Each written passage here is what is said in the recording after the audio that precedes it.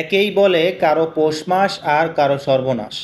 এদিকে মুহুরী, কহুয়া, সেলোনিয়া নদীর বাঁধ ভেঙে প্রায় 40টি গ্রামের উপরে প্লাবিত হয়েছে, যেখানকার শত শত পরিবার এবং হাজার হাজার মানুষ পানিবন্দী অবস্থায় রয়েছেন।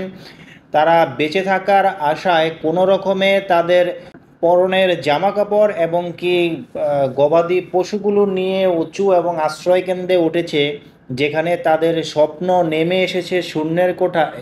তাদের বেঁচে থাকার যেই স্বপ্ন, বেঁচে থাকার যেই আশাটুকু ছিল, সেটাও যখন যখন এখন মরীচিকায় পরিণত হতে যাচ্ছে, সেই সময় যারা ভবিষ্যৎ বাংলাদেশ বিনির্মাণের গল্প বলছে, যারা বাংলাদেশের ভবিষ্যৎ নেতৃত্বের কথা বলছে, যারা বাংলাদেশকে উন্নত এবং বৈষম্যহীন রাষ্ট্রে পরিণত করার কথা বলছে, তারা তাদের পদযাত্রার নামে এসি করা দামি গাড়ি দিয়ে চষে বেড়াচ্ছেন 64 জেলা।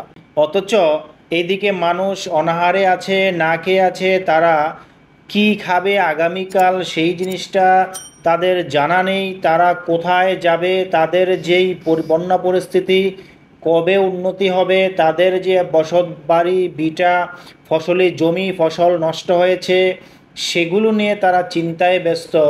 আর এদিকে ঝিলের পানিতে উচ্ছ্বাস করে বেড়াচ্ছেন সেই তরুণরা, যারা ভবিষ্যতে দেশ বিনির্মাণের কথা বলছে, গালগপ্প শোনাচ্ছে আমাদের। তাদের এই উচ্ছ্বাস বলে দেয় যে দেশবাসীর দুঃখে তারা আসলে মোটেও দুঃখিত না। তাদের যেই আকাঙ্ক্ষা, তাদের যেই ক্ষমতার লোভ, তারা শুধু সেই ক্ষমতার জন্যই, ক্ষমতার পিছনেই তারা ছুটতে মরিয়া, এবং কি ক্ষমতাই তাদের মূল লক্ষ্য, সেদিকেই তারা অটল রয়েছেন। তা না হলে দেশের এই পরিস্থিতির মধ্যে কই তারা দেশের মানুষের পাশে দাঁড়াবে, ফেনীবাসীর পাশে দাঁড়াবে, তাদের বিভিন্নভাবে সাহায্য করবে।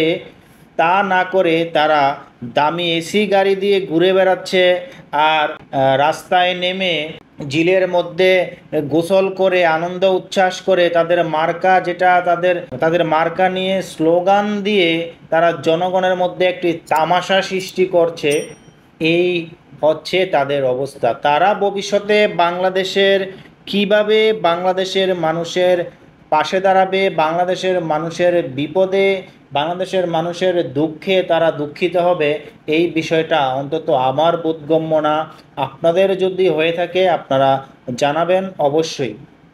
তারা কি পারতো না এই বন্যা পরিস্থিতিতে তাদের পদযাত্রার নামে গাড়ি বহর নিয়ে ঘুরে বেড়ানো বন্ধ করে ফেনীবাসীর জন্য কাজ করতে?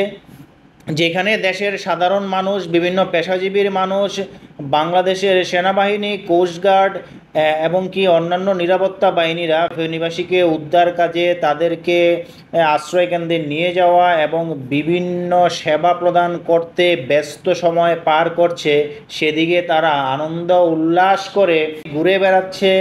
এবং মাঝে মাঝে যারা ঝিলে গোসল করে আনন্দ উচ্ছ্বাস প্রকাশ করছে, এটি মোটেও কোনো ভালো লক্ষণ বলে মনে হচ্ছে না। ধন্যবাদ সবাইকে। আপনারা ভালো থাকবেন, সবাই সবার জন্য দোয়া করবেন। আল্লাহ হাফেজ।